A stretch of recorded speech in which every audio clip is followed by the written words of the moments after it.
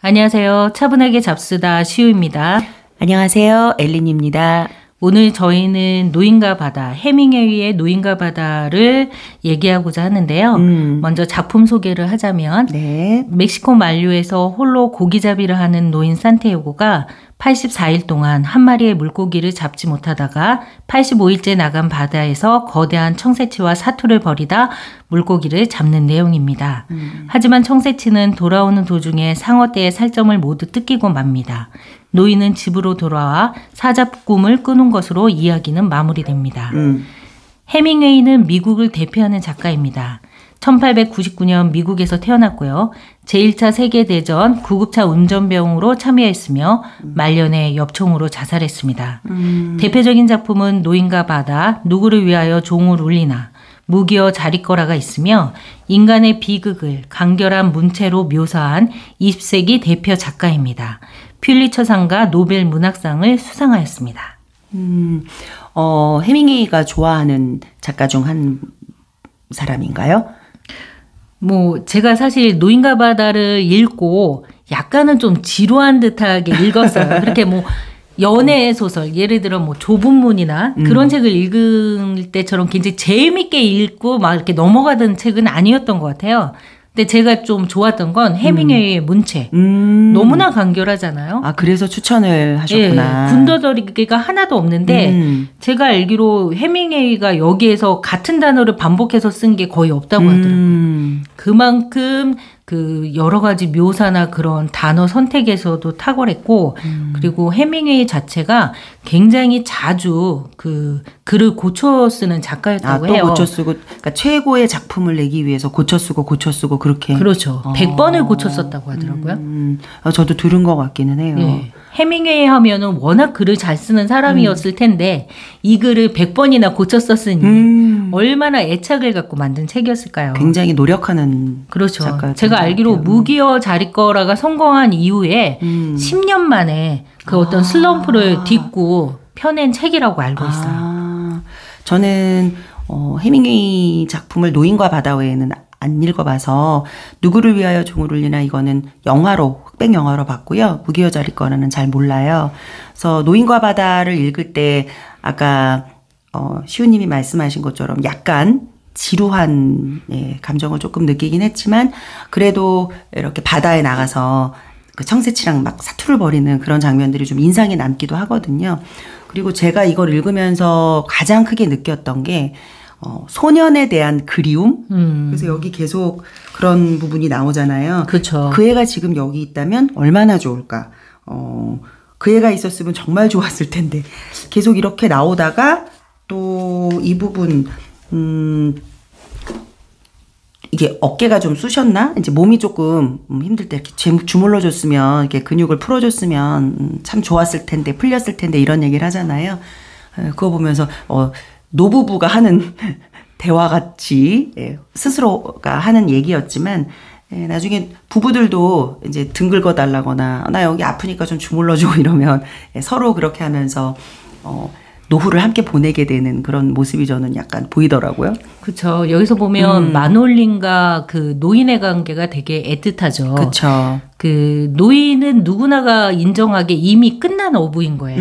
84일 동안 한 마리의 물고기도 잡지 못해서 소년의 부모가 결국 다른 배를 타게 하잖아요.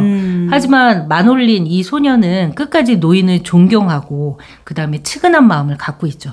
세상에 누구 하나가 이렇게 진정으로 소통할 수 있는 사람이 있다면 네, 맞아요. 삶은 그런 대로 지탱할 수 있을 것 같기도 해요. 그래서 말이 통하는 진짜 의사소통을 하는 그런 모습을 보여주죠. 네. 그리고 없을 때 얼마나 정말 외롭게 맞아요. 고독하다라는 생각을 더 이제 깊게 하게 되는 거죠. 그래서 혼잣말을 계속 하면서. 맞아요.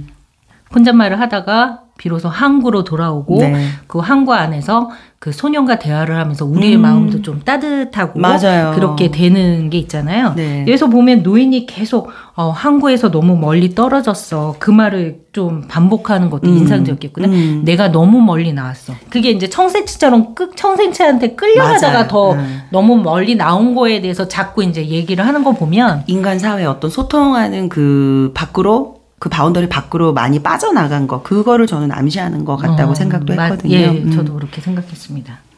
또 여기서 또 인상 깊었던 게 노인이 삶을 대하는 태도예요. 노인이 보면 삶을 대하는 게 어떤 어려운 상황, 뭐 흑인하고 팔씨름을 하거나 아니면 바다에서 청새치하고 그 어떤 죽음을 건 사투를 이렇게 할 때도 결코 포기하지 않잖아요. 그래서 그 대사가 있잖아요. 늙기는 했어도 이제 그런 대로 무장이 된 셈이다. 그러니까 나이가 먹었다고 해서 뭐 더 약해지거나 남들이 보기에는 그냥 어부, 별 성과 없는 어부 이렇게 그렇죠. 보이지만 사실은 나이를 먹은 만큼 단단해진 멘탈과 그리고 좀 더 지혜로운 머리를 가지게 된 어떤 그런 그 얘기인 것 같아요. 무장이 됐다라는 게. 그죠? 그리고 희망을 버린다는 건 어리석은 일이라고 그는 생각했다. 심지어 그것은 죄라고까지 생각했다 그랬잖아요. 그렇죠. 노인은 자기가 이미 쇠락했지만 삶에 자기에게 맞닥뜨려진 그 어떤 운명에 있어서는 결국 포기하지 않고 뒤로 물러서지 않는 태도를 보여준 것 같아요. 그래서 그러나 인간은 이 정도의 일이 지지 않아. 인간은 파멸할 수는 있어도 패배할 수는 없어. 그렇게 얘기를 하죠. 이 말은 인간이 자신의 운명에 주어진 그 어떤 고난을 뭐 포기하지 않는 한 파멸할 수는 있어도 패배라는 이름은 붙일 수 없다는 거예요. 그러니까 포기하지 않고 끝까지 투쟁하는 한 그거를 패배라고 볼 수 없다라는 거죠. 자기 삶에 있어서 어쨌든 그렇죠. 살아내려고 노력하는 거기 때문에 이거는 그거는 이제 패배라고 할 수 없는 거죠. 대다수의 소시민, 우리 사회를 살아가는 그 평범한 성공하지 그쵸. 못한 소시민의 삶도 결국 중요한 게 아닌가 하는 그 가정을 좀 생각할 수 있게 다른 말이 아닌가 싶어요. 네, 맞습니다.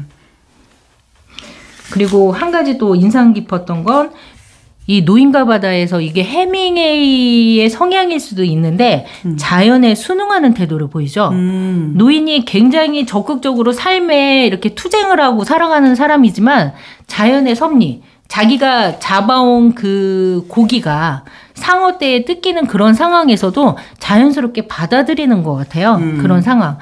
어딘가 생태계에서 먹이사슬은 있고 내가 어쩔 수 없이 누군가를 죽였지만 그 다음에 또 누군가에 의해서 내가 또 내 것을 빼앗기는 그런 상황?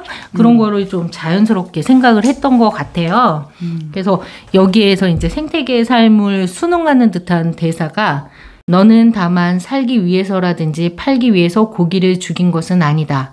다만 긍지를 위해서 또 어부이기 때문에 고기를 죽인 것이다.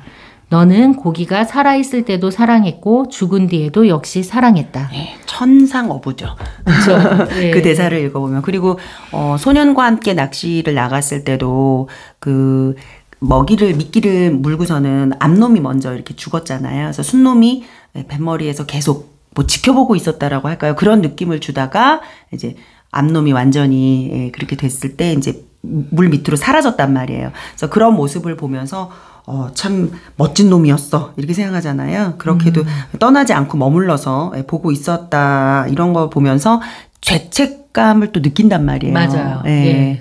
그래서 그런 거 보면은 또 아까 그 죄의식에 대한 그렇지만 어쩔 수 없었다라는 또 순응하는 모습을 또 보이기도 그냥 하죠. 인간을 하나의 그 어떤 더 상위층에 있는 개념으로 생각한 게 아니라 자연 속의 한 무리로 이루어서 이렇게 순응하면서 살아가는 모습이 약간 대비되지 않나요? 뭔가 한쪽은 사투를 벌이면서 극복하려고 하는 그런 모습, 한쪽은 큰 범위 안에서는 그래도 순응하면서 살아가는 그런 태도를 보여준 것 같아요. 이 소설에서 저는 한 가지 묻고 싶었던 게 자주 등장하는 게 사자였잖아요. 꿈 꾸는 거예요? 꿈에서. 그 사자 꿈은 뭘 의미하는 걸까요? 제 생각에는 사자나 호랑이는 사실 우리가 이미지상 강한 동물이잖아요. 네. 이겨내는 동물이고. 그래서 저 같으면은 사자 꿈이나 호랑이 꿈을 꾸면 복권을 살 것 같아요. 사자 꿈은 희망? 네. 강하고 뭐 강인한 정신력? 뭐 그런 것에 구현된 이미지가 아닌가 싶어요. 뭔가 이겨냈다는 자신감? 네, 뭐 네. 그런 걸 수도 있고 아니면 내가 또 도전해야 될 새로운 대상? 뭐 그런 걸 수 있겠네요. 어부니까 계속 고기를 낚을 거잖아요. 네. 그렇죠. 그리고 어쩌면 이 어부는 그 고기와 함께 인생을 마감할 수도 있는 거고요. 그래서 또 새로운 커다란 물고기를 만날 수도 있잖아요. 그래서 그렇죠. 그거를 잡아서 내가 결국엔 이기는 뭐 네. 그런 거일 수도 있고 예, 사자가 시사하는 바가 좀 여러 가지가 있지 않을까 싶어요. 네. 다음 주에는 저희가 어떤 책이죠? 다음 주에는 저의 취향대로 검은 고양이를 음산하네요. 네, 예. 함께 읽어보도록 하겠습니다. 예, 다음 주에 뵙겠습니다. 안녕히 계세요.